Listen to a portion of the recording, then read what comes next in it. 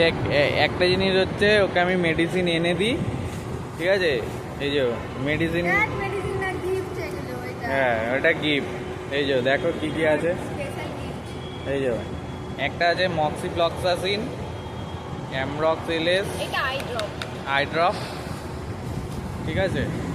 এটা হচ্ছে কফের সিরাপ। কাপ সিরাপ, এটাও কফ সিরাপ। Cough syrup. আর এটা হচ্ছে সিট্রাজিন।